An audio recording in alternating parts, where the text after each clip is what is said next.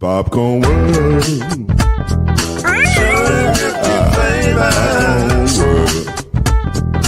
Popcorn World.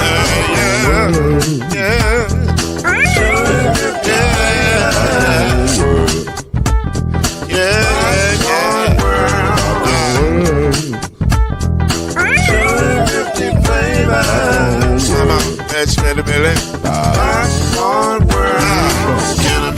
Now, yes, I can. So you can get this groove in the back of a can. You can make it round the world when the holes in your hand. Popcorn World. 250 flavors gonna make you smile. 250 flavors gonna make you smile. 250 flavors gonna make you smile. I said popcorn make you smile. Ah. Popcorn World. Popcorn World. Popcorn World. It's a popcorn world. It's a popcorn world.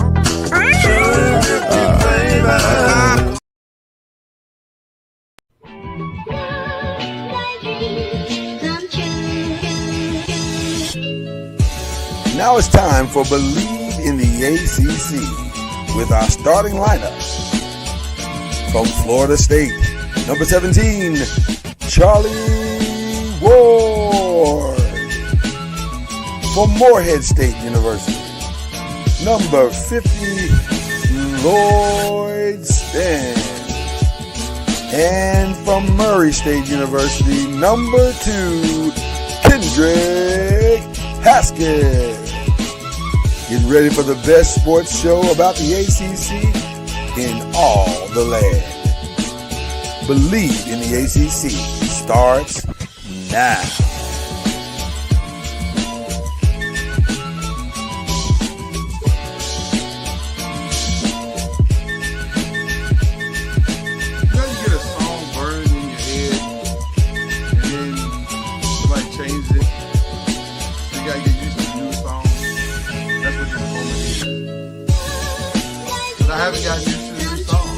I loved it. I love the new intro.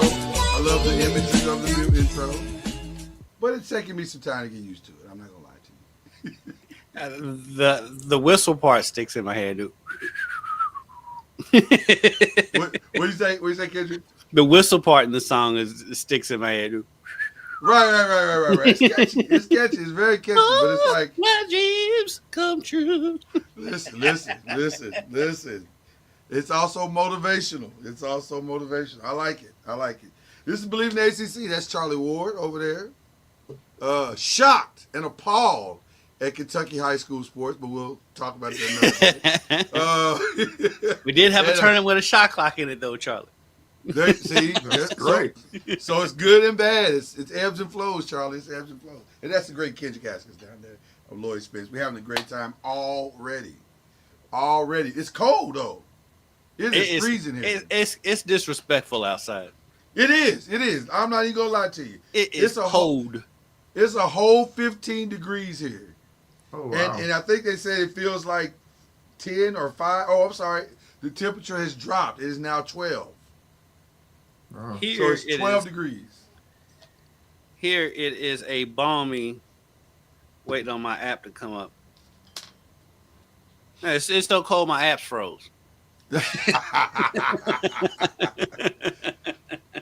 In Florida, I don't even want to ask you what the temperature is there in Florida right now. It's I mean, it was supposed to, the lowest think it's supposed to be like 20 something. Oh, y'all Oh, getting yeah, a little that's bit. Yeah, y'all yeah. right there. But I don't know if that's what it is right now. Oh, right Okay. here. And my app came up. Right now, it's a balmy 9 degrees and feels like -2. We Oh have a Lord. winner. We have a winner. Flashing the ebony sparks. We have a winner. Man, so while it's cold outside, we're going to try to give you a great show inside. But listen, I'd be lying to you if I said there weren't some problems. There are some problems in these streets right now. And I was gonna listen, to be very transparent to all of you right now. I was gonna start the show today a whole different way. And then late last night, shout out to Chad Major.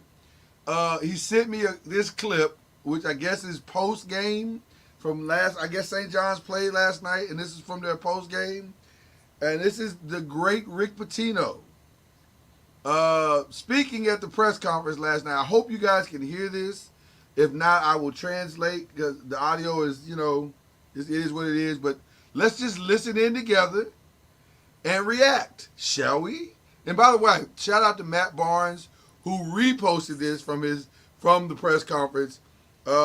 Please don't read his comments. They are if you have virgin eyes, you don't want to read his comments. Matt felt the way about this, and I understand it because Matt's got some twins that are coming out that hoop pretty good. But this is Rick Pitino at the St. John's press conference.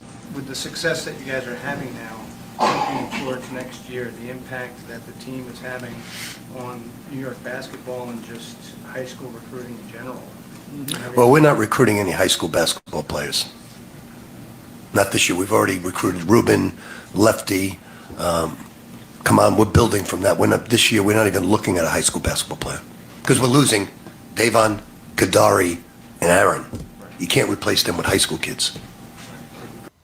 With the success that you guys are having. Can't replace them with high school kids. So Matt Barnes, who felt the way about that, said, I'm going to clean this language up. He said, this rubs me the wrong way to hear a college head coach say his team is not recruiting any high school kids. This year is crazy. Isn't that what college is for? Kids transitioning out of high school into college? At NCAA, y'all got the game messed up.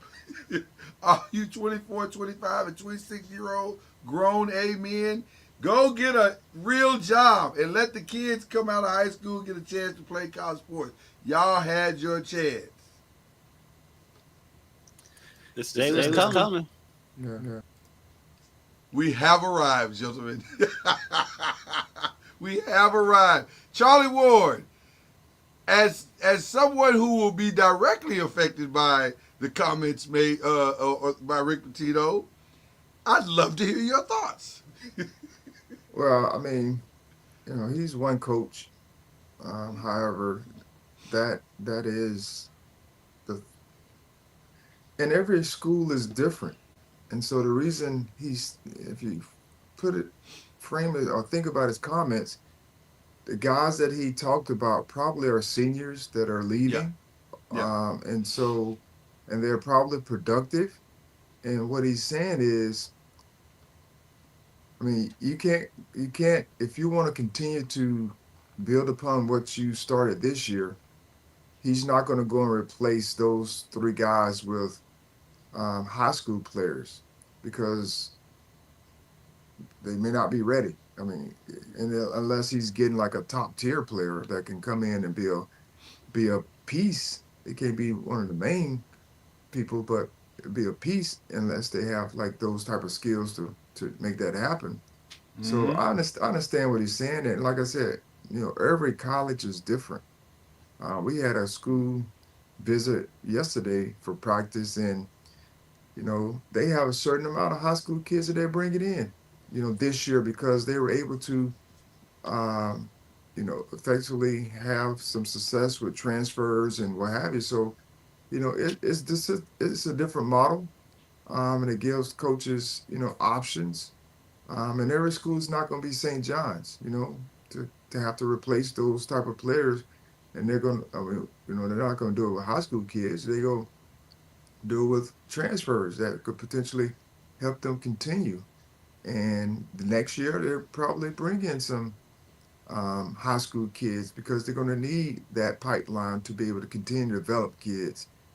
Because you can't just keep going through the portal every year to bring in top tier players. You're going to need to have some guys that you can develop in a system over the course of time. But that is the model today. I mean, Hmm. everyone has their model. Go ahead, kid. Go ahead. Yeah, he's just giving voice to it. I mean, Right. he's not the first. I mean, just last season, U of L women's basketball team had one freshman, and she was from overseas, and then the rest of the team was kids that had been there and transfer portal kids. That's just the world we live in, and he was Rick being Rick. He's the one that gave voice to it. So it's to me, it's just Rick being Rick, and he said that before. The thing that's weird to me, he has said that before. He said that. He said it before. But he said this like exact same quote like a couple weeks ago, and but it took off this time when he said it, and I'm just like, I he think said I that think where not that long ago. I think where people or where maybe Matt was shocked is that maybe he's not here. He hadn't heard the mentality, but I want to be very clear. There was a podcast that predicted this as soon as the transfer portal was put in place. Oh yes, that was us. We said that, and we tried to let people know this was going to be the norm. And by the way, the St. John's Red Storm are now 23-4, 14-2 in the conference of a team that wasn't. I don't know, were they even in the top 7 last year? I mean, they've had a good season last year, but they weren't the top of the conference last year. This is what's going to happen. Listen, University of Louisville, 4 wins last year. 4. Now, second best team in the conference. Mm-hmm. That's transfer portal, baby. That ain't got nothing to do with no freshmen.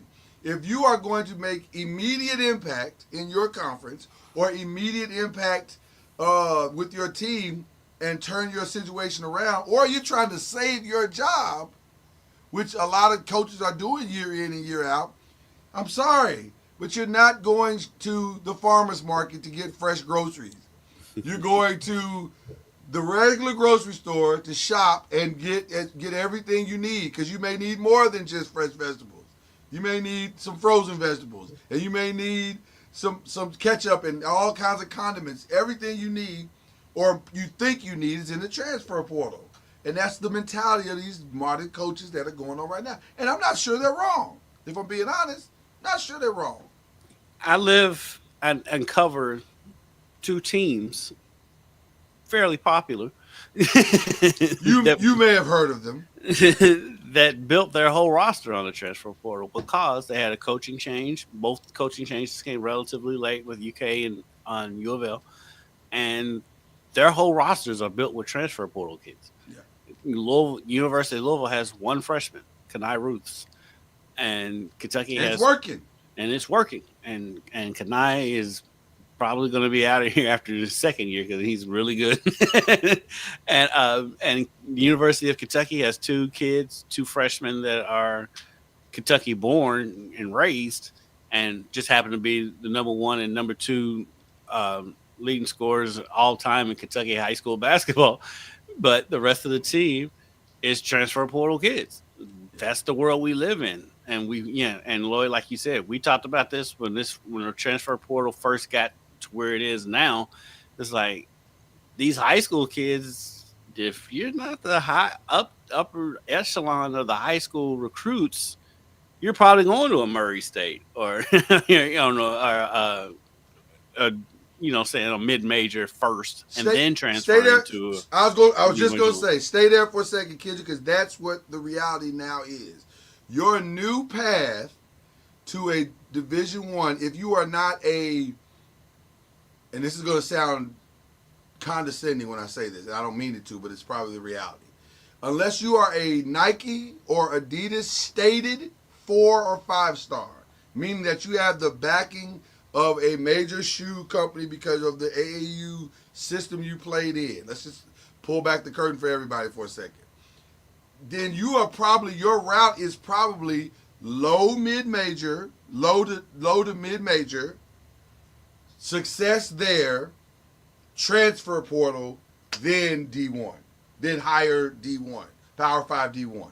That's probably the route you're going to have to go if you want to land in an SEC, ACC, Big 10, Big 12, something like that.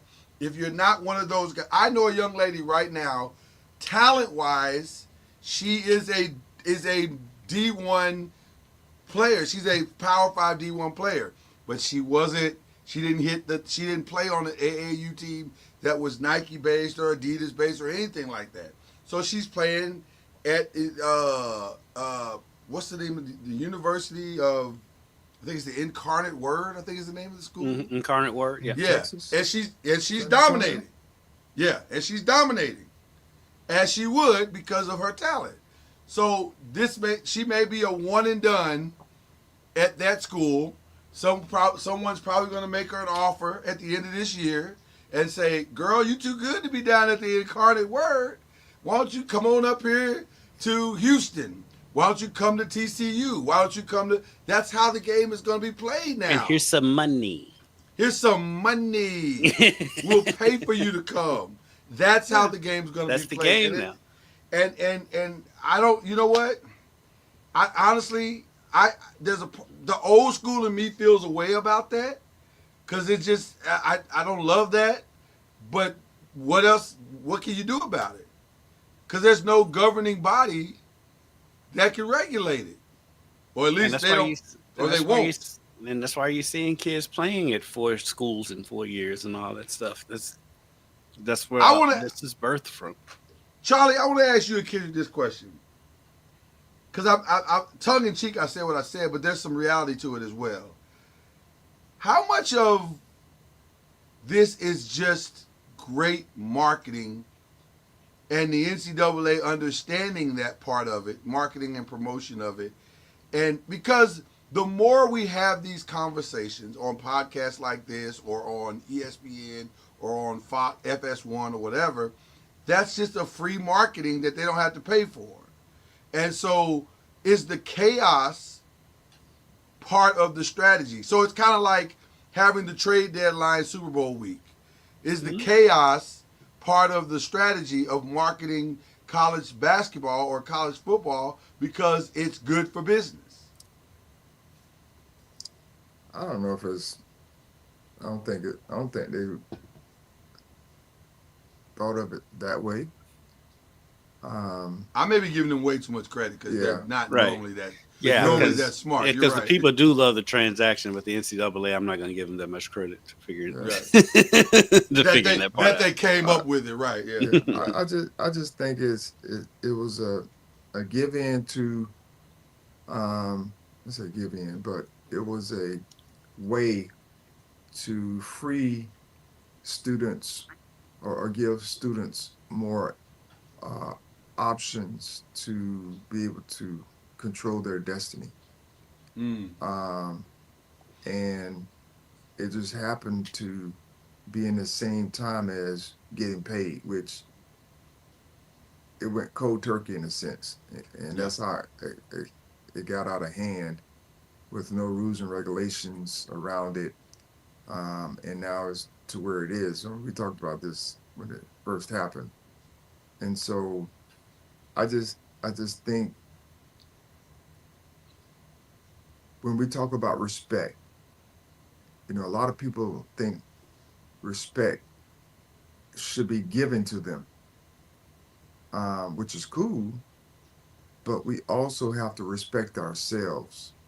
And so what I mean by that is, if someone is disrespecting me, then I need to respect that person, make sure that I'm doing my part, because I control myself, not what somebody else is doing. And so I just think it's an individual choice, because at this day and point, when you say I've been to 4 schools in 4 years, to me, that's an issue. Like, yeah, you know what I mean?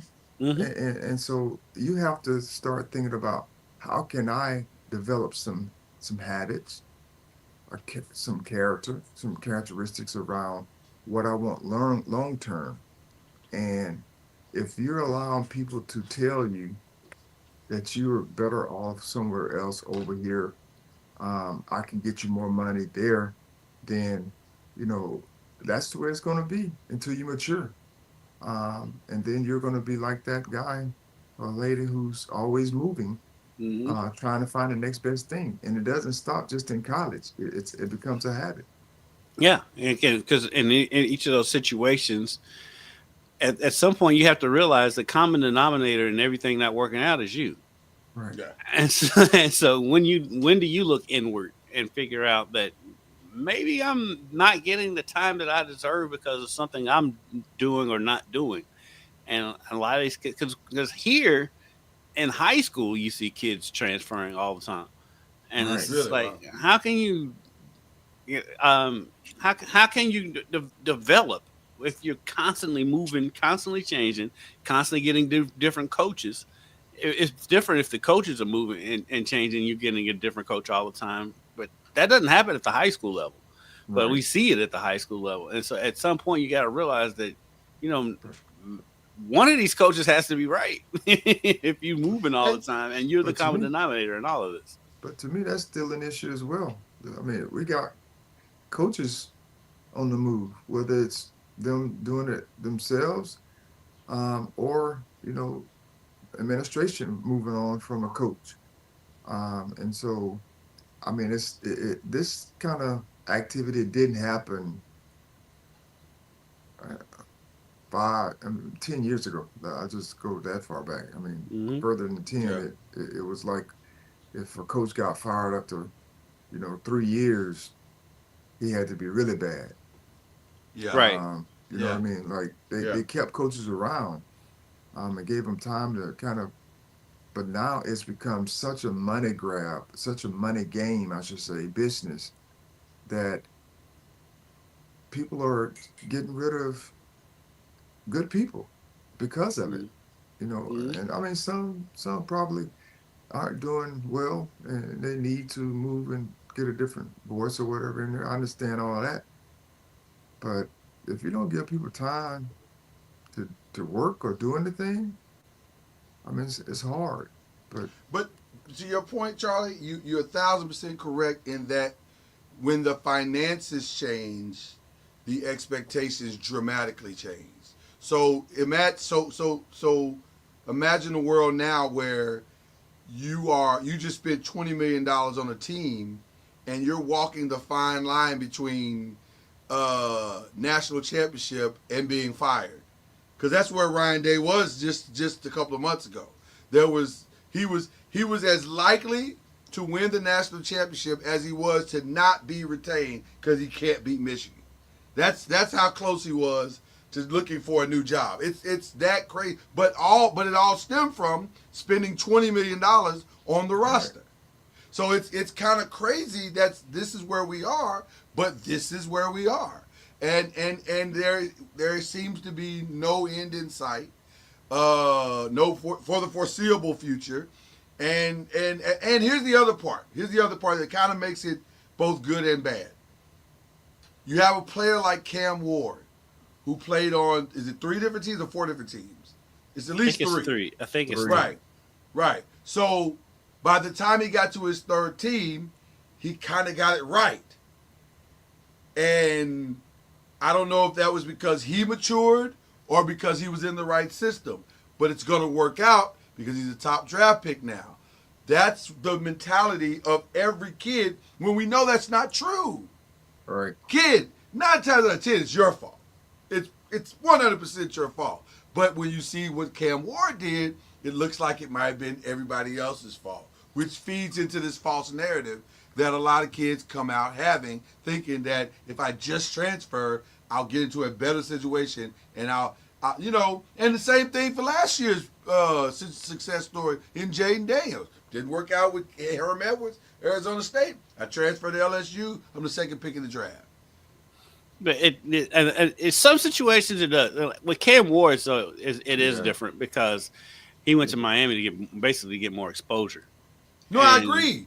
But And I in don't. that situation, it makes Yeah. sense. But yeah, but like not every situation. It's is not that. every situation, Right. and that. But that's Exactly. the lie that a lot of kids are going to believe, that my situation is just like Cam's. Well, no, it's not. You're not Cam Ward, sir.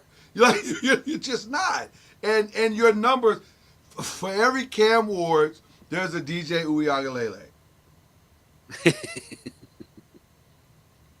DJ has played in enough schools now that you can say, "Oh, it's you." But he's playing at the same number. He went to Clemson, But Washington State, or where'd he go? Was it Oregon Washington? State. No, Yeah, Oregon Oregon State, State. and then Oregon State, yeah. FSU. So But I'm saying it's he had him the though. he had the same trajectory as Cam Ward. I mean, minus Cam started in Connor Ward. I mean Word, Right. which is Right. a smaller school. Yeah. But it's just they're different players for sure. In a lot of ways. I just think people have to take an internal look Mm-hmm. at, That's my point, Charlie. you know, That's my point. yeah, internal look Yeah. at where they are, because everyone's situation is going to be different. Yeah. And, I like that people have the option to be able to choose to move if that's what they desire. But sometimes, especially at the quarterback position, if you start moving too many times and you're maybe not one of those top tier players, you're going to get lost in the system. Mm-hmm. 100%. And then you end up at a place where you just want to play. And that place is, you're very rarely on television. You're not in a major program anymore. There's a lot of differences there. And you may be doing well. I mean, you may be enjoying what you're doing, like just playing. And so sometimes it takes them 3 years or three schools to get to that point. I But mean, then, and if you would probably stayed at your school where you were, you might Probably got be there playing anyway. now. Well, I'll say this. Real quick, Kendrick. Mhm. One of my good friends who was a scout, an NFL scout for many, many, many years, 20 plus years, he said to me this, and he said it applies for football or basketball. He said, "My job is to find you. If you're good, I will find you. you will find you. Yeah. I will find you." It's Right. that simple. And I think a lot of kids don't understand that. You Right. don't. It's not Especially at the always high that school the level. school. Yeah, it's not always that the school makes you. It's sometimes you make the school. You can make the schools, i.e. Steve McNair, i.e. We could probably go down a list of players that they stayed at a school that wasn't known, and all of a sudden their play dictated their draft movement. The starting quarterback for the Packers right now, Jordan Love. Love. We found him. They found him. Trey Lance. They found him. Trey Lance shouldn't be in the league, if we're being honest. Trey Lance played like 3 games. He played 3 games. He shouldn't even be in the league. But But was whatever at he South did in those Dakota 3 State. games, whatever he did in was those barely 3 played. games. He was at South Dakota State, and they found him. Yes, they will find you. Yeah. Yeah. And if I'm not mistaken, that was during a COVID year, right? That was during a COVID year that he only played Yeah, it those may years. have been. Yeah. Yeah, it was. They'll find you. They will find you. It's not their That was one of job the- is predicated on finding you. That was one of the things that impressed me a few years back. If you remember Romeo Langford, Yes. he was a 5-star recruit, and he stayed at New Albany. He easily could have gone to, one of these big prep schools and gotten more Right. recognition and all that. But he stayed. He stayed at New Albany. That's where he was from. He stayed there, and he ended up going to IU and ended up being a one and done, and then went to the NBA. He was at the Celtics, and I think he was at the Spurs, and I think he's out of the league now. But he stayed because he knows if you're good, if you're like that, like he was in high school, they're gonna find you. That's their job. That is their their literal job. job to find you. So you don't have to. You just don't But have I mean, to do that. at the same time, at the college level, though, there's plenty of examples where transferring did help. Like look at Tyler Shuck. He's Yes. played all over the country. but he finally got one good year and a good healthy year. And now you got Lewis Riddick on ESPN talking about he's the third or fourth best quarterback in the draft. Yeah. And so, so Like I it said, does work out for some kids. yeah, Absolutely. like I said, I don't think it's I don't think it's a bad thing because I mean we've had some of our players, well, mainly one of them I know that I coached, Trey Donaldson, who's at Michigan now. He was at Auburn, Hmm. and then he got a new opportunity at Michigan with a new coaching staff that saw his skill set, leadership ability, and they wanted to bring him on and give him a bigger role than he was going to get at Auburn because Auburn was bringing in top tier talent every year, Hmm. and oh, not every year, but they were bringing in this year anyway to bring in the guy who's Pettiford, I think his name, Yeah. Hmm. who's playing really well as a true freshman. But Trey wasn't going to get an opportunity to compete for the job, and so he made a decision to kind of move on. So I like that they have the options to be able to do that. Um, and so it depends on the situation as well. There's a couple of questions that came in our chat. Do you want us to answer this for you, Charlie? You don't have to answer. We can answer it for you. Um, It's not Charlotte. It's not Charlie Ward for sure. Yes, man. so yeah, Yeah, we could have answered that. yeah, you can remove Charlie Ward's name off of that. Yeah. Marco Meadows, it ain't happening. Mm. And then Pastor Ford said, is Shador had stayed at Jackson State, would he be a high in the draft? That's You know what? It's possible. It's yeah. I was possible gonna that say Because he would have had the because knock on him. You know what I mean? They'd have been correct. knocking that he hasn't played. They'd have been knocking the competition that he played against if he stayed there. yeah, But the other thing is he could elevate. He could have Hmm. elevated the HBCU process as well, especially him or Travis Hunter. They definitely wouldn't want to. Travis wouldn't want the Heisman at Hmm. Jackson State, but they knew that going in. That was the plan um, beforehand, and so yeah, um, but they elevated the HBCUs when it came down to eyes on the programs, and put money into the program, those types of things. Hmm. Um, but I think it would have been a top.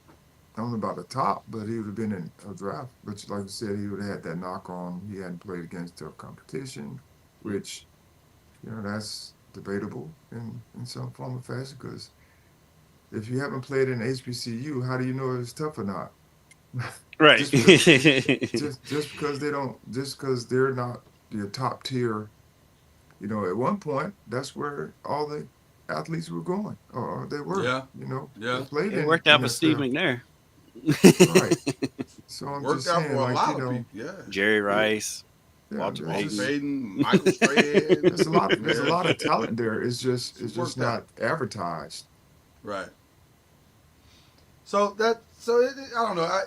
That just was an interesting thing that I thought we should cover this morning because I just those comments. I was like, I don't think people understand. This is not news. This is not new Rick Pitino. This is Rick Pitino being Rick Pitino. Yes, And Rick being Rick. right, and then also we've been telling you. I mean, This the is tea coming. leaves were there. The tea leaves Yeah. have been there for quite some time. So that's number one. The other thing that I wanted to discuss this morning with my brothers, I don't know if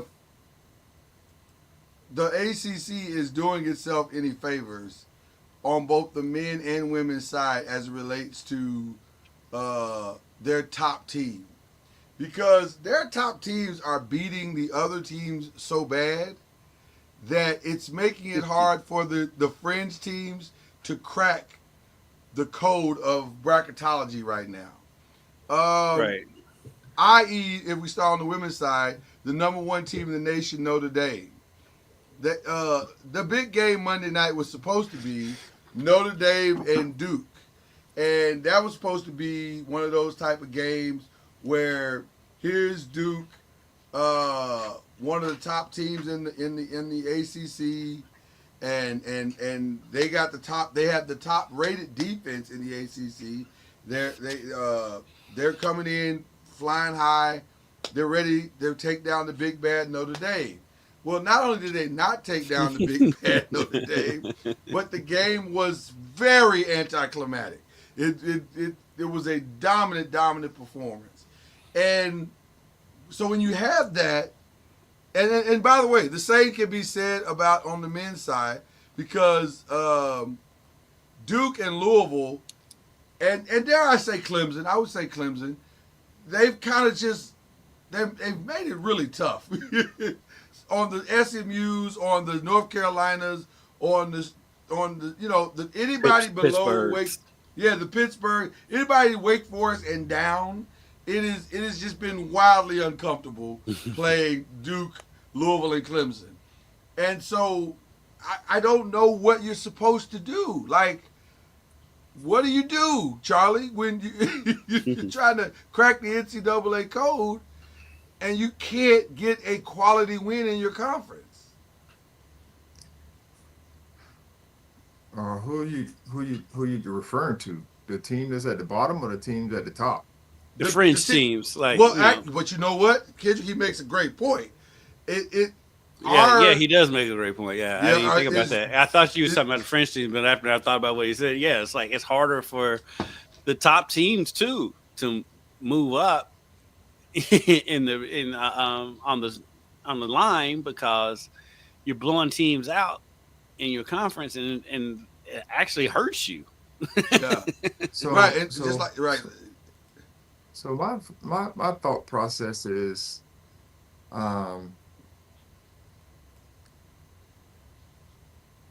you have to compete at the highest level, because the goal, of course, you want the best seed. I'm not saying that you want the best seed, but what you want to be is playing a certain way. I've said it time and time again, especially going into the playoffs. I mean, the tournament. You want to be playing good basketball, and so whatever the results are for your game from your games, I mean, they're going to be that. So it'd be very interesting to see how the teams that are midway, I mean, in the middle, Yeah. how they compete, because to me, if they're not competing at a high level, they're going to be out the tournament anyway if they make it. That's a good point. You know what I mean? They're going to be one weekend, just because that's just the way it is. Or they could be, 2 weekends, but more than likely, if they're in the middle, they're inconsistent against top tier teams, they may end up one weekend. But I mean, the SEC, on the other hand, I was just sitting there watching them. I heard somebody talking about them and how they have a bunch of quad one win teams or whatever, because they kind of beat each other in some form or fashion. It's football all over again. So yeah, I mean, so it's just that most times you only have, in most conferences, top tier teams, like maybe 3 or 4 top tier, and then you have the middle, and then you have your bottom, and that's the Miamis of the world. Yeah, they were horrible last night, and I didn't even watch the game. Like I just saw like the highlights, and So the U is not back, is what you're saying. They're not back. They look bad. I mean, the game was close at the end, but they actually looked okay against Louisville when they played up here. Yeah. They were competitive. I don't know. I mean, we're Florida State. We're kind of that middle of the road, inconsistent type team, and I don't know. So it's just interesting. We talk about the ACC or any conference. You have your top tier teams, and in this point, in ACC, the top tier have kind of said we're the top tier teams. Yeah. They made I'm it gonna very give clear. I'm gonna give our viewers a peek behind the curtain. Lloyd and I are both 12-year-olds. Charlie is We way are. more mature than the two of us, and so It's not even close. both of us saw Charlie's dog in the background. That's what. Listen, I was trying to focus. Without saying a word. Me and I was- Lloyd both saw the dog. I was trying to stay focused. I really was, and I heard everything you said. But then the dog was doing something in the background. I was like, what is he doing? Like, what is happening right now? Okay, sorry, Charlie. She wants to be That was petted. amazed. Is that what it is? Okay. Yes. Because we We both saw it at the same time. I was like, what's happening? Like, what is it? Okay, all right. If you're listening to this podcast, we definitely got distracted. We apologize. She Yes. keeps But not really, though, because moving this is my what arm. we are. moving my arm to pet her. Okay, all right. But just she needs was all some the way in love. the background, Charlie. She was all the way in the background by the bookshelves, Yeah. and we had. That's what. If you notice, you came up on the screen in a solo shot because me Right. and Lloyd were both looking at the dog. I was locked in. I was locked in until she did something weird in the background. I was like, is she in trouble? Like, did she get trapped? Like, what's going on? Like, okay, all right, we're back. We're back, Charlie. We're fine. All right. we heard everything. We'll you write said. it and we'll do it live. There you go. But me and Lloyd at 12 and was laughing at the dog. We do. We are. We really are. It's okay. So now that we're back, that brings me to my next topic for this morning. Because obviously, I guess there was a conversation had in New Orleans, a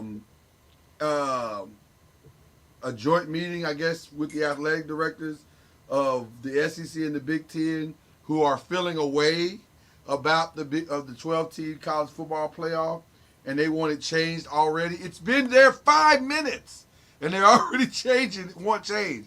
And so George Sankey and Tony Petitti are already saying we need to make some changes.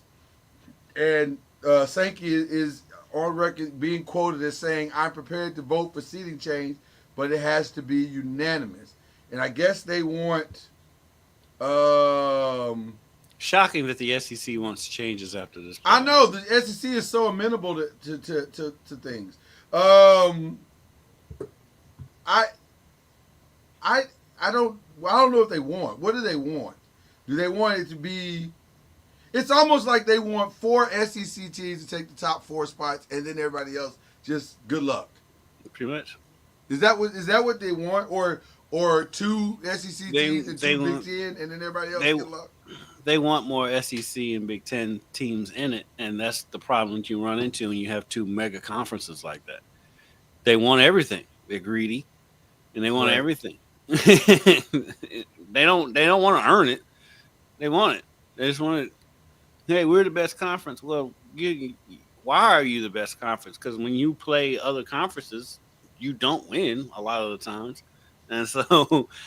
The ACC had a winning record against the SEC this year. So my thing is, whether you win or lose, I mean, you're competing against other colleges that are like you, Mm-hmm. and so you're not better than that. To me, that is the mindset that they're trying to get to. Is like we're better than. So it is just frustrating when you have people who it's like in high school. You know, like you have, say, you're high school, whatever the high schools are, and you may be able to field a good team in a sense consistently, and then you'll say, well, I want to make the rules because I feel the best teams every year. Mm-hmm. No, we're still in high school. We're regularly by high school association rules, and so you're not better than everybody else just because you feel like you have the best teams. Like you didn't even make they didn't even make the championship game this year. Nope. Right. Yeah, I don't.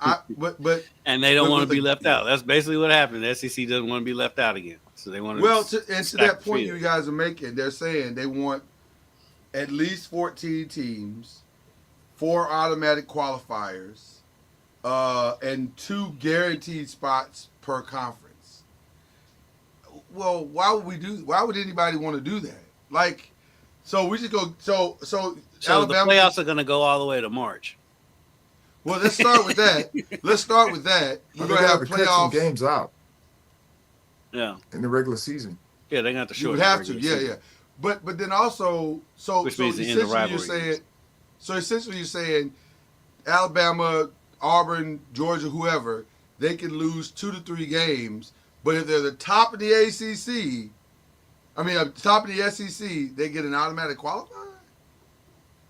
They're not the top of the conference. They're not the top in the country. I But think they're what the they top- are saying, I think what they're hiding under, but at the end of the day, they just want to get more teams and they don't want to be left out again. But what they'll code it as, if you make your conference championship game, you should be automatically qualified for the playoff. That's what they'll hide it under. Well, And I got news. because people will wrap their arms around that. Well, I got news for you. Most of the teams that made their conference championship this year got into the playoffs. Well, they Up don't to want and it to including hurt. Boise. They don't want it to hurt though. If you lose the conference title game, they don't want it to hurt. That I'm not saying it's right. No. I That's agree what they'll with you. hide it under, because Well, I you was look gonna at say SMU lost, and they but did you look at okay. Ohio State, they didn't even play in their conference championship game, and they just won the national championship.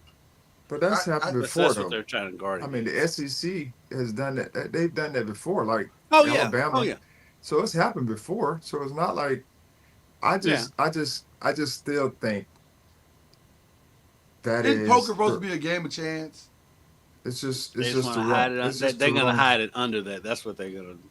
But isn't poker supposed to be a game of chance? Isn't that the whole reason you play? Because you're just playing a game of chance and hoping you win. That's what this is supposed. Are we not going to compete anymore? Is that what we're doing? It's like the great philosopher Herm Edwards said: "You play to win the game." I'm just saying. So if we're not, Charlie, if we're not going to compete, then let's just cut to the playoffs and let's move on. Yeah, Like, what do we let's do? not even play the regular season. Let's not play. What does it matter? Yeah, What does it matter? We're gonna decide the best. However, 12, 14. Where they won 14. We're gonna decide the best 14 teams in August before anybody plays. And we're just calling the SEC slots and the Big Ten slots Yeah. and and then we're just gonna go from there. It's really frustrating. And I understand Greg Sankey's job is to fight for his conference, and Tony Petitti's job is to fight for his conference. I get it. The ACC would love to have someone fighting as hard for their conference as those two gentlemen fight for their conference. But That that's- sounded like shade. It is I like because to have an agent to fight for me as much as but the thing is they're getting together. So regardless if Commissioner Phillips want to join the party or the Big 12 commissioner, who I forgot who that is, if they want to join the party, they're not invited. That's the point that we gotta understand. You got Exactly. They're working together. They're And they've not been doing invited. this, and so even if Commissioner Phillips and the Big 12 wanted to join, they're like kicking them out. And so I just think that the mindset and the heart behind it is wrong. Mhm. It is. Um, It's selfish. and 100. Mhm. Yeah, it's selfish. Let's call it what it is. It's very selfish. But that's the world we live in currently today. It's a power grab and a money grab. It's all it It's is. a power grab. It's a money grab. There are billions of dollars at stake, and people are fighting for their piece of whatever they think the pie should be. So there you go. So I get it. I get it. But it's a fascinating exercise that's taking place in real time. That's for sure. So anyway, I just thought we would address some of those problems in the world and see if we could fix any of them. I do want to ask this question, getting back to like the sports part of this. Let's just ask the question. And were we on the air You and I were on the air, Kendrick, last week. Charlie couldn't make it last week. Charlie, you have not had a chance to talk about who the best women's college team is, because we saw UCLA USC play last week. Great game. Mm-hmm. Great game. But when you look at women's college basketball right now, is it safe to say the best team in college women's sports is? Now, you maybe can make a case for Texas, maybe. Texas looks pretty good. But, boy, Notre Dame looks like it to me. They look like the team to beat. I don't know. What are your thoughts, Charlie? Yeah, Notre Dame is definitely one of the top tier teams. Of course, you have UConn, who just beat South After what happened on Sunday. at home in South Carolina. And then Can we talk about that for a second? Can we talk about that for a second, Charlie? I What? think Gino was not just sending a message to, I think he was specifically sending a message to Don. No, And anybody that wants to go to South Carolina, saying we're still here. We're still UConn. yeah, Things, I know Don is dominated, but we're still here. well, the thing is being consistent, and so UConn, they got two dominant, or really two dominant players. I mean, Fudd Yeah. and Beck. What's the name? Beckers. Paige. Paige Beckers. Paige Beckers, yeah. And so And they're those- healthy and- now. and they're healthy. They're playing together, Yeah. and they're graduating. So I just think that they played a really, really good game, and of course it'll be different. Meaning not maybe the outcome, but the way the game is being played. If they play again at some point, but I think there's some quality teams that could compete, and Notre Dame is definitely one of them. They're just dominating everyone right now, and playing some really good basketball. But as we've said, if you're going to do anything significant in the tournament, you got to have good guard play. Yeah. Well, they have good guard They play. definitely have that. Yeah, good guard. They have the best I wanna- backcourt in the country. I want to be very clear about the next statement that I'm about to make. And this is specifically to the Women's Committee of the NCAA. Do not screw this up. Do not put Notre Dame and UConn and South Carolina in the same brackets. Do not screw. You have a chance to create an all-time great Final Four, Final Elite Eight, if we're being honest. Please don't mess this up. Don't mess this up. You have a chance. There's a window. Well, the thing I think we're going to run into is South Carolina is not the South Carolina we've seen the last couple of years. Agreed. And so they're gonna be in the same bracket as one of these teams, as either UConn or as Notre Dame or UCLA or USC. They're gonna be. I'm okay with that. I just don't want South Carolina. But I think there's a path to put UConn in one place, Notre Dame on the complete opposite side. Yeah. And then South Carolina on the opposites. Like, there's a path to do all of it. You just got to be really creative and smart and take your time and look at the whole picture. And because you're still trying to market your sport. And you really, honestly, if we're being honest, they have not taken advantage of the momentum that was built from the last 2 years. Like, Juju and Paige and Hannah and Betts should be on the mouths of every sports fan that's in America right now, because you went from having just one great player and a great team the last 2 years to now having 6 to 7 great players and 6 to 7 great teams, and the world barely knows who they are. That's just bad marketing on your part. That's bad promotion on your part. And some of that goes to the conferences too. Is like UCLA and USC when they played each other. It was on Peacock. What are we doing? Charlie Ward, that blew my mind. And by the way, I didn't even know until the day of that they were even playing. I was like, oh, they're playing tonight? And it just happened to pop up on my news feed or something. And so I got a chance to see it. I think I texted you until I think you texted me, yeah.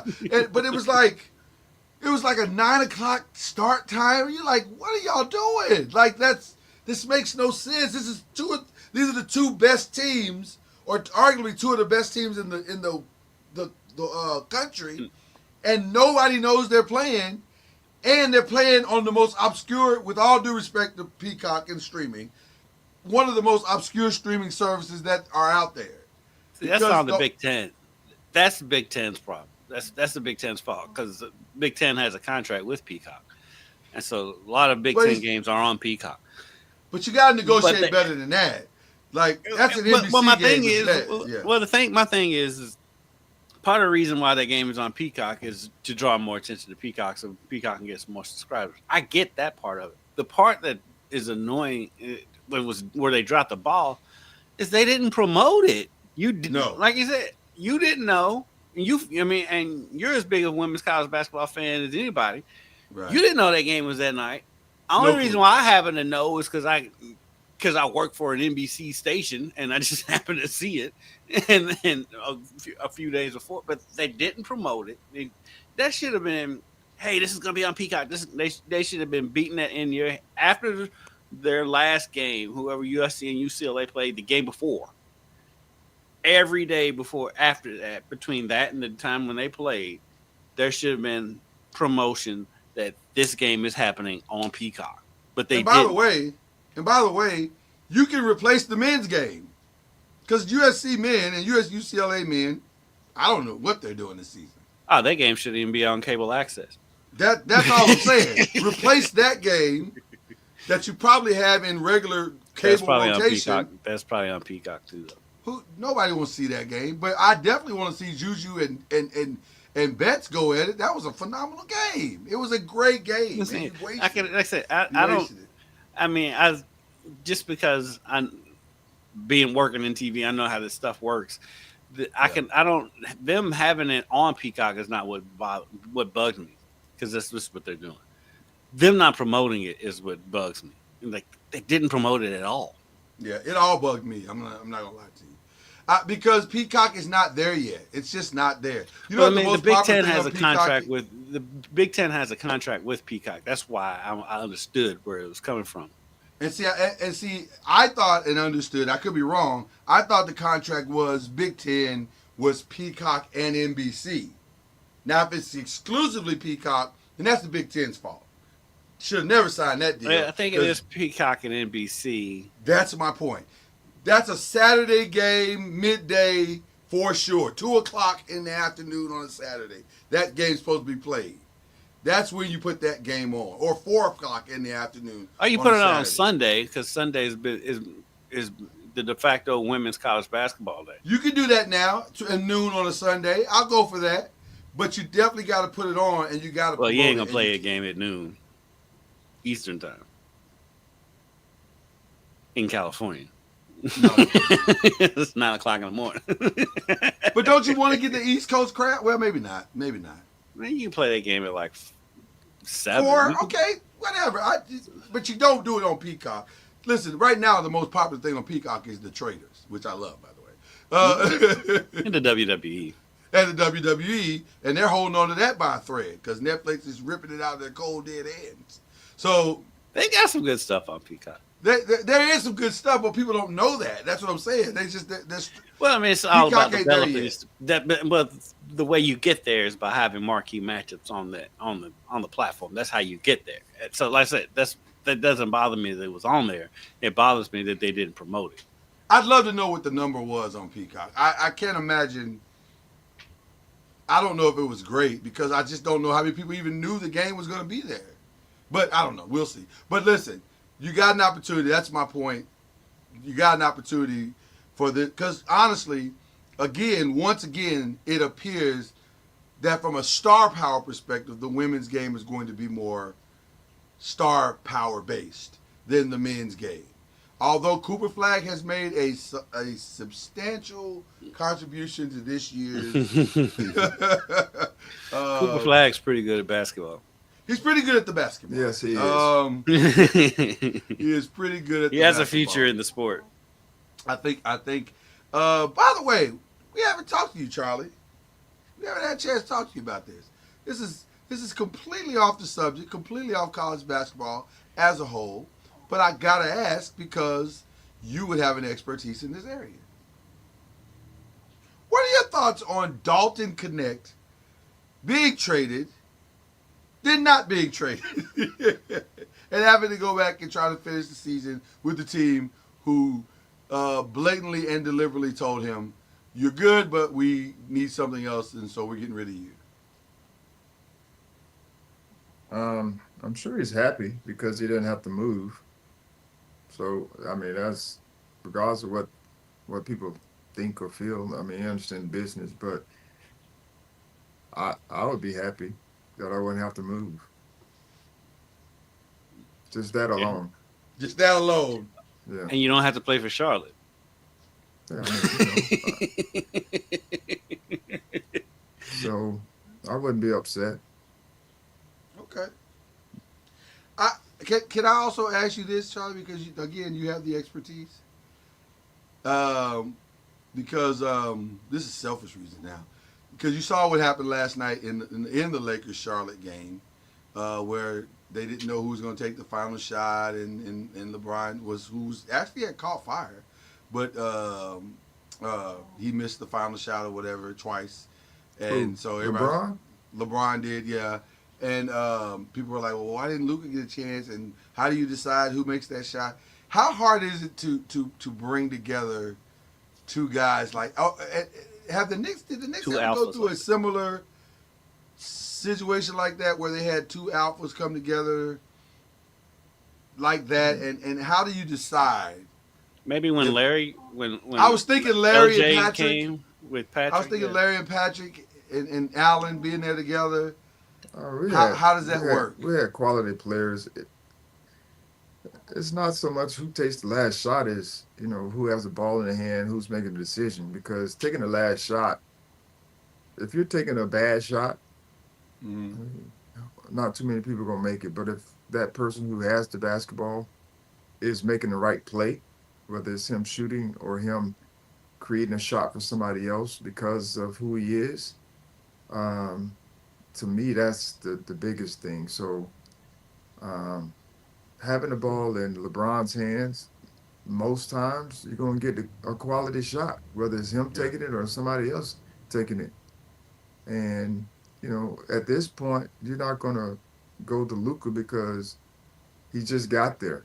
And so, I mean, having them on the floor at the same time or who, to me, that's overstated. Like, who's taking the last shot? Because you think about Michael Jordan during his heyday, he took last shots, but he also gave the ball to Paxson and Kerr and B.J. Armstrong for them to make shots. When Robert Horry was, in with the Lakers, Big Shot Bob, and Houston, and so I just think, and the Spurs.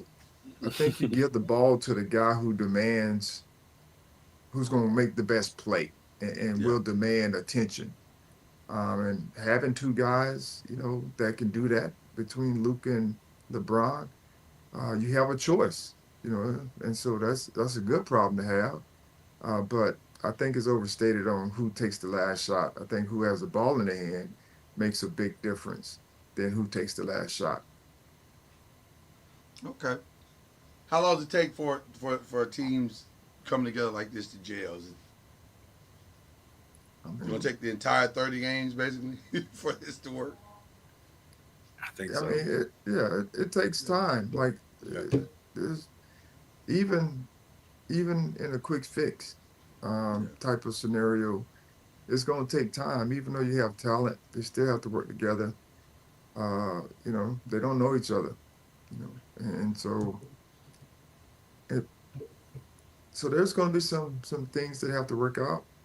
communication wise is tough.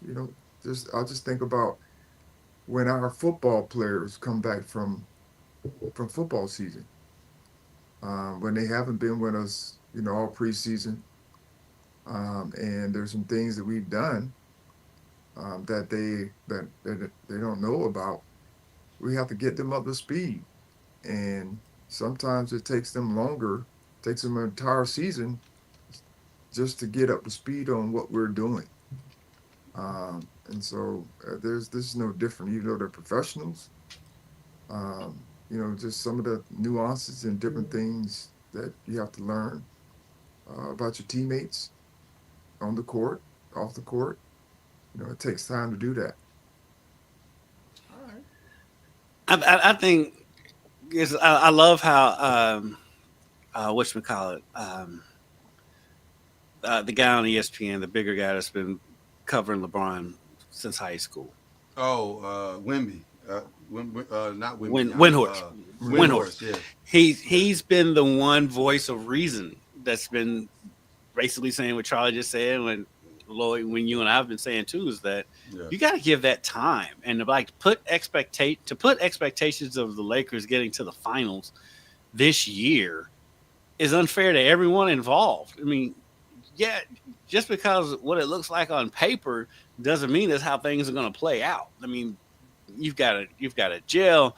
I mean, LeBron and Luka's games are very similar, and so you've got to work. You've got to develop chemistry, and you don't develop that when the trade happens in February and the season ends in April.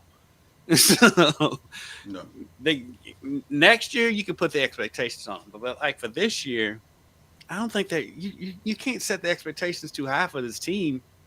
For one, the roster's not finished being built, and because I mean, Jackson Hayes, I actually do like Jackson Hayes, but I don't think he's going to be the answer in the middle for them.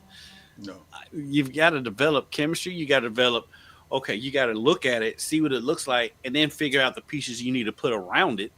And to expect all of that to come together in a couple of months, no, it doesn't work like that. Completely. You've never seen it work like that, and all of a sudden you put those expectations up there. So no, I think this team is definitely a playoff team, but to say NBA Finals and winning the West the way the West is, that's insane. Not realistic at all. I want to piggyback on something Marco Meadows. Shout out to Marco for reminding us of this. Definitely want to send some thoughts and prayers as we go to shout outs, whatever. We definitely want to send some thoughts and prayers to LeVar Ball. Yes. Had heard the unfortunate news yesterday that he had to amputate a foot, I believe it was. Yeah. He lost a foot. And obviously that's not good. But we definitely want to send our thoughts and prayers to that man who, by the way, when we look back through the annals of history over his life, you can say what you will about his antics and the tactics used, but you cannot argue with the results of 3 sons becoming wildly successful in this world, all millionaires, and being able to take care of their families the way that they will be able to do. And I had the that's opportunity. all to Black fatherhood. I had the opportunity randomly during the NCAA tournament to interview Lonzo one-on-one in Indianapolis because UCLA was playing in Indianapolis. I think they did. They played Kentucky twice that year because they beat Kentucky in Rupp, and then Kentucky beat them in the tournament. Right. So I went into the UCLA's locker room, and the good thing about UCLA when they play is like the Los Angeles media doesn't really follow them, especially if they're coming to Indianapolis. So when the locker room's open, you can pretty much get one-on-ones. And so I got a chance to talk to Lonzo. And for one, great guy, great character guy, super nice guy. I asked him about his dad. He's like, man, that's just my dad being my dad. He's like, I grew up with that. And he's very level-headed kid. And it seems all 3 of those kids seem like they are level-headed. Now, the youngest one is a little wild, Well, Who, LaMelo was. Jello? I think Jello's not the Jello. youngest one. Jello's actually the Jello's middle child. the middle one. Or is he? Yeah. Yeah. You know, he's the middle. Yeah, he's the middle. He's the middle. Leangelo's the one at the Hornets, right? No, LaMelo is the one with the Hornets. Leangelo or Jello is the middle Jello's child the rapper. who just rapped at the All-Star game. And I still, you know what? I still haven't heard that song. Well, I heard it. It's it's not for me. I'm not his target audience though. Right. So I get it. But I can just go on what I know from because I've actually met Lonzo, and if it feels like they were used to their dad's antics. I don't know how much Lonzo's on board with, because Lonzo's kind of blamed those shoes for his injuries. But he's a great kid, and you don't hear about those guys getting in trouble. Now they can be loudmouths, all three of them can be when they want to be, but you don't hear They about inherited that though. Yeah, they got it from their daddy, Right, they inherited but they all seem like well-rounded kids, and they all doing their thing. Listen. You like I said, you can argue with the tactics if you like. I think that's very debatable. But you can't argue with the results. This man raised 3 great kids, and they're doing very, very well. So there you go.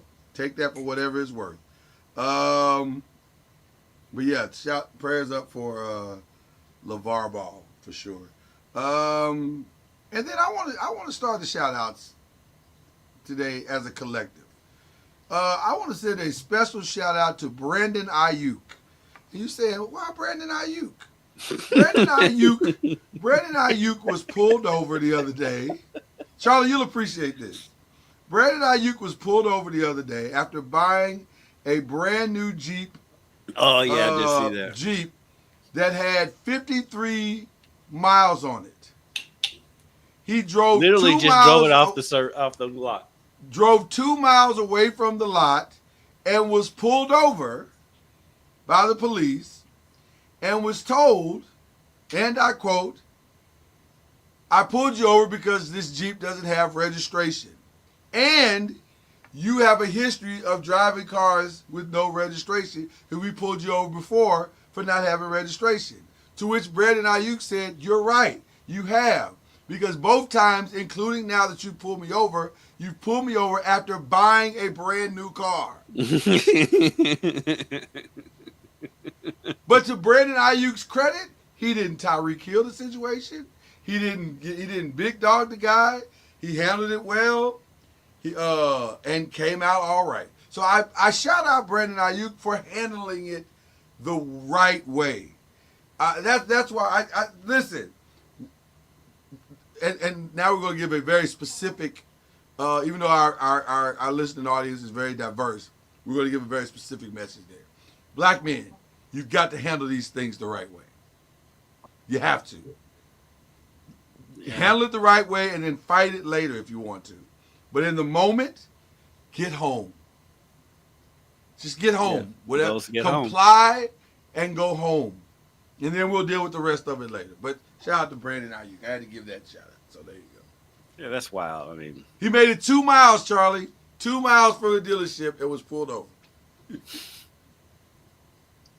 So were they looking? Were they just? They had you right. Waiting outside. Apparently, he is like a magnet for being pulled over. I guess I don't know. I don't know that. I mean, I don't know that. That's a wild story to me. But the fact that nothing happened to him is awesome. Like that's really awesome. Because go ahead. I guess that's a tough deal as well. Just the thought of it. Like, yeah. Us saying that he made it out safely is wow. Yeah. Wow. I mean, it's but that's the reality. It's reality, yeah. but just to have that thought that that's the case.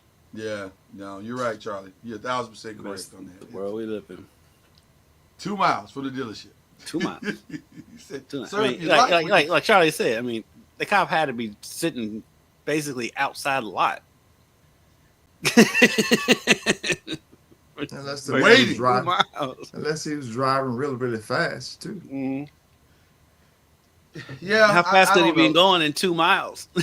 But he in said, Oakland but traffic. I would say, but the San cop said Francisco. it wasn't speeding, it was registration, and so I don't know. That's just wild to me. But anyway, he made it home. That's all that matters. He made it home. We need Safe to and look at sound. that. We need So- to look at that cop. Well, listen, that's a whole other conversation. That's a whole other conversation. We may have to start a whole new podcast for that one. Same with that cop in the Tyreek Hill situation. I'm just saying. Two things can also be true. Okay. Shout out to gentlemen who we shouting at. First of all, we shout out Charlie Ward. Charlie Ward is Charlie's face. no, Charlie, no. Charlie's like, oh. This is a legitimate shout. It's not a humble flex, I don't think. No, it's a legitimate shout. You're in the Elite Eight, Charlie. You're in the Elite Eight. Yes. Oh, yeah. We're very Yes. proud of you. Obviously, we're very proud. We take your coaching success very seriously here on Believe the ACC. Right. We're looking so- forward to when you're in the championship and we're all living and dying on every shot that your team On takes. every single shot. That's exactly right. Exactly right. So, We shout got out your stops to too. you, sir. Yes. Appreciate it. So that we just wanted to let people know that this is another successful Yeah, and high Coach school Junior basketball isn't back season. in the Elite Eight. Yeah. trending toward the championship. Knock on wood and send up prayers, whichever one you believe. Yeah. I'm not sure why wood is the preferred thing to knock on to wish yourself luck. I don't know why wood would be the thing. That's a weird thing to me, but whatever. We need to trace that It and is why what that's it is. yeah, why that's the thing. I don't know. That's one of the things that Levitar does a lot.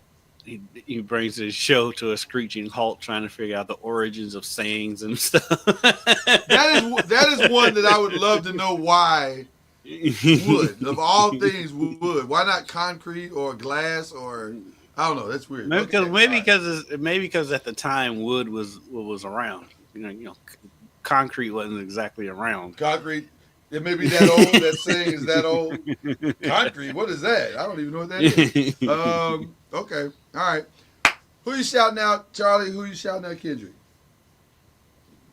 Let Coach Junior go first. Well, I was going to always. shout out my team, my guys, for making it to the Elite Eight. They played a really good game on Monday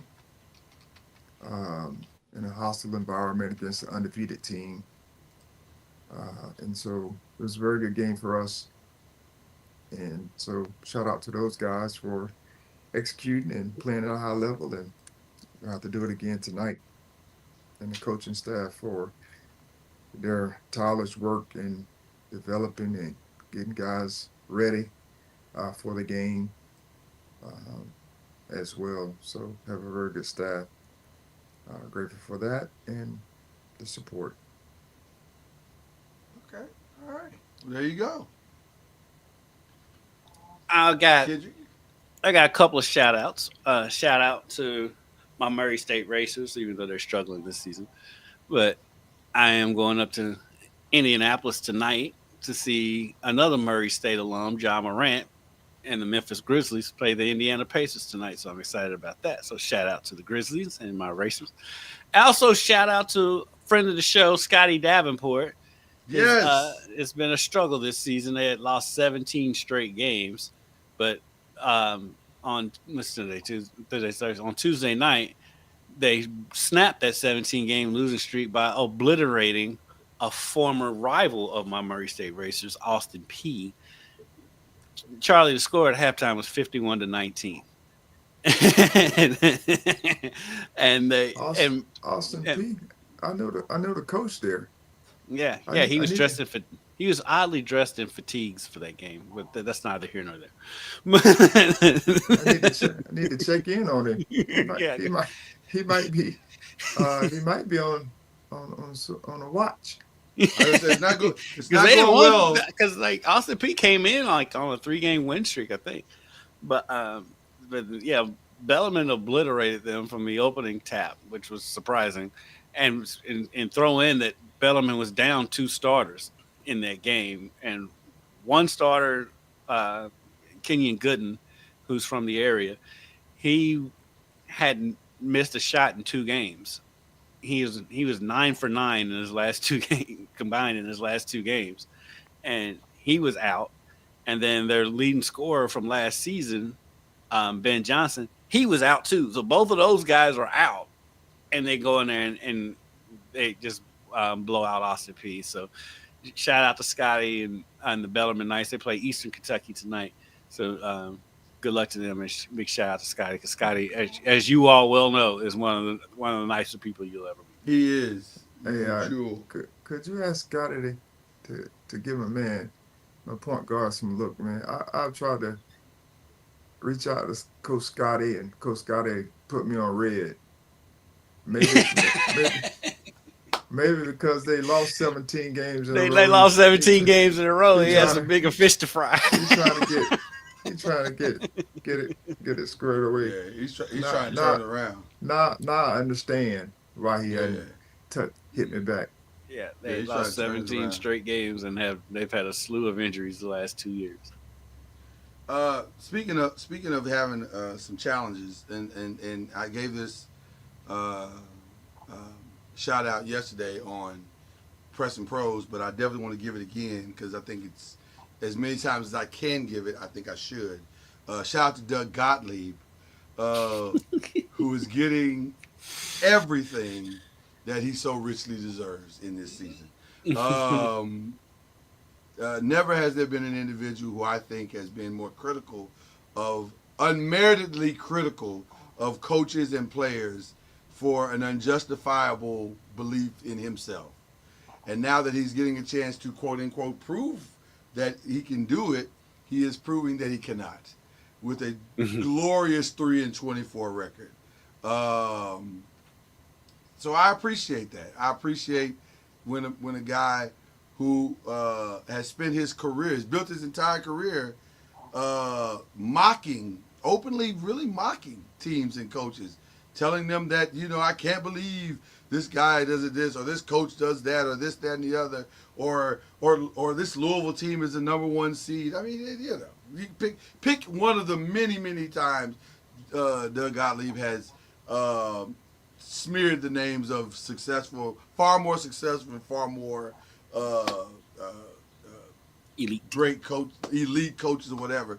Just pick a time. Now he's finding out very quickly that it ain't as easy as he thought it was. And I appreciate that. I appreciate a man getting his comeuppance. And we talked about it yesterday, Charlie. As I blame Green Bay as much as I do Gottlieb, because they're letting him do what he's doing. Lloyd, I didn't realize this. Gottlieb was at press row or whatever at the Super Bowl. Stop it. Are you being serious? I'm dead serious. He did his show from the Super Bowl. Is this show daily? Yes. So I blame Green Bay as much because they're letting this happen. They let this happen where you're letting your head coach still do a daily podcast, a national podcast. He's like, you let this happen, and then you're 3-24. Wait, so, what? Congratulations on that decision. Wait a minute. He was at the Super Bowl all week long? I don't know if he was going in and out, but there's no way to go in and out. There's no way to go in and out. He did his show at some point because they were talking about it on Levitar. That's how I know. He did his show because they were there, and they was like, yeah, his set was there, and no, he was there. Green Bay, listen to us. Listen to us just for a second. Just look in the camera and look at us. Surely there's a high school coach in your area that can take that job. He can't do worse. There's talent in that area because look at the success of Marquette. I'm just saying, in the area. I'm just saying he can't do. You can hire a high school or middle school coach. He can't do worse than what Doug Gottlieb is doing right now. Like, that doesn't make any sense. Like, why would you hire this guy? If he don't want to commit to the job, then let's move on. What are we doing? What are we doing? Okay, all right, we'll leave it alone. I don't even want to put Charlie in this situation. Charlie, I apologize. I don't even want to put you in this situation. Oh, did you What do you see have to this comment? breaking news from Shams? From Shams. Oh, yeah? Oh, yeah? Bobby Porter suspended 25 games for violating the league's anti-drug policy. Wow. Wow. Wow. That is massive. 25 games, that's the rest of the season, more or less. Pretty much. Wow. Yeah, pretty much the rest of the regular season, yeah. Wow. I don't know what. Wow. And then, What and is, this okay. is it with the league's drug policy that, like, before to get to his 25 game suspension, there had to be like a positive test before that, or something where they keep it. Well, where it doesn't go public. It's like for it to go public, there has to it's multiple failed drug tests. well, I have several questions, Charlie. Number one, this can't. Obviously, this is bigger than marijuana, right? This is not marijuana, babe. They don't test. No, it they don't anymore, even test for do they? marijuana anymore. Right. So what? So we're talking steroids? Like, what are we talking about here? I mean, It could be it I could don't be know. a myriad of things, I'm sure. Yeah, it's just not weed. I mean, it could be. Well, I'm saying, is this performance or recreational? I guess is what I'm trying to understand. I don't want to speculate, but Surely this is it could be. performance. This has got to be performance. Wow, this Doesn't is necessarily shocking. have to be. It doesn't I don't have want to to be, speculate. but I don't want to speculate. I don't want to speculate either, but it's just, I guess the reason why I bring it up is because it's so shocking to see somebody in today's NBA being suspended for drugs. Like, that doesn't happen anymore. Not once they got rid of the weed testing, all of that went away. Like that for the most part, that went away. So what are you doing that you're being suspended 25 games? Because and apparently it's habitual. It's like you said, this can't be a one. Well, I'm just saying. That look,